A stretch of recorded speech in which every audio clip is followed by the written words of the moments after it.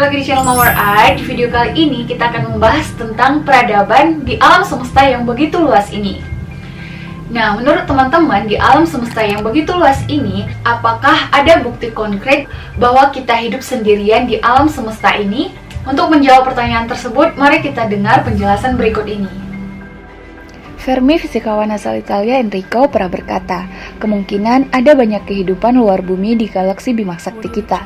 Tapi jika benar-benar ada banyak kehidupan di luar bumi, di mana mereka semua, kenapa tidak ada satupun yang menemui manusia di bumi? Coba kita bayangkan, di galaksi Bima Sakti kita saja ada setidaknya 200 bintang, dan setiap bintang diperkirakan ada 1 hingga 2 planet. Dan dari planet-planet tersebut, ada beberapa yang terkonfirmasi layak huni. Fermi menyadari mungkin setiap peradaban di luar bumi tidak memiliki teknologi untuk bisa menjelajah semesta seperti halnya manusia. Sebelumnya, kita harus memahami arti dari kata paradoks. Paradoks merupakan pernyataan yang seolah-olah bertentangan dengan pendapat umum atau kebenaran, tetapi kenyataannya mengandung kebenaran bersifat paradoks. Setelah memahami pengertian dari paradoks, mari kita simak apa itu paradoks Fermi. Seperti pertanyaan, kenapa tidak ada satupun kehidupan luar bumi yang datang, berkunjung, atau sekedar melewati bumi kita ini? Nah, Bima Sakti kita yang memiliki 200 miliar bintang, dan kalau kita ukur dengan Drake equation atau persamaan Drake, kita seharusnya mendapatkan hasil kurang lebih 1000 sampai 100.000 total peradaban di galaksi Bima Sakti. Mungkinkah dari sekian banyak angka ini tidak ada peradaban lain yang nyasar ke bumi? Nah, paradoks Fermi yang didukung oleh Nikola, seorang astrofisikawan Rusia yang mengajukan pernyataan bahwa di alam semesta ini ada 3 jenis peradaban. Peradaban tipe pertama yaitu peradaban yang menggunakan planet sebagai sumber energi, bahkan cenderung menghabiskan sumber daya planet itu sendiri. Peradaban tipe kedua yaitu peradaban yang menuai energi dari bintang induk mereka. Peradaban tipe ketiga yaitu peradaban yang jauh lebih advance dari kedua peradaban di atas. Peradaban tipe ini sudah menuai energi dari seluruh galaksi mereka. Dari 3 tipe di atas, maka manusia bumi dapat dikatakan masih tergolong peradaban tipe pertama di alam semesta.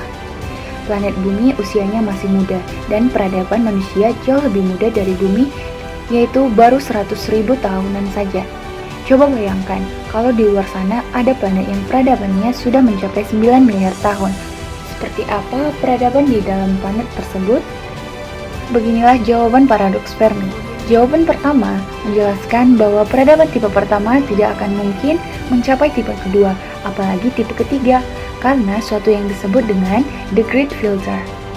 Jawaban kedua, peradaban tipe pertama, kedua, dan ketiga ada. Tapi ada alasan logis kenapa kita tidak melihat mereka. Alasannya sudah ada peradaban maju yang pernah ke bumi, tapi pada masa lalu. Dan kenapa kita tidak tahu? Penjelasan yang pertama, manusia modern baru ada kira-kira 100.000 tahunan, atau 1/8 dari awal mula peradaban manusia. Mungkin manusia-manusia awal tidak mencatat sejarah, dan bahkan tidak tahu kalau sudah dikunjungi. Penjelasan kedua, bumi berada di daerah pinggiran galaksi. Analoginya, anggap saja pusat Bima Sakti itu adalah Jakarta, dengan bumi yang memang terletak di pinggiran Bima Sakti dapat dikatakan berada di wilayah terpencil. Penjelasan ketiga, peradaban kedua dan ketiga tidak mau mencampuri urusan primitif, yaitu peradaban pertama. Setelah kita mendengar peradaban tipe kedua dan ketiga yang sudah sangat-sangat maju, kalau dipikir-pikir untuk apa mereka mengurus bumi yang mungkin dianggap primitif bagi mereka? Sebenarnya masih banyak teori tentang paradoks Fermi, tapi ingat kembali bahwa ini hanya teori. Teman-teman bisa percaya maupun tidak, itu semua tergantung teman-teman. Nah, itulah penjelasan singkatnya. Semoga video ini bermanfaat. Terima kasih sudah menonton. Teman-teman bisa request topik apa lagi yang akan kita bahas di kolom komentar. Dan jangan lupa like-nya. Dan video selanjutnya seperti biasa akan tayang di jam 5 sore setiap hari Senin.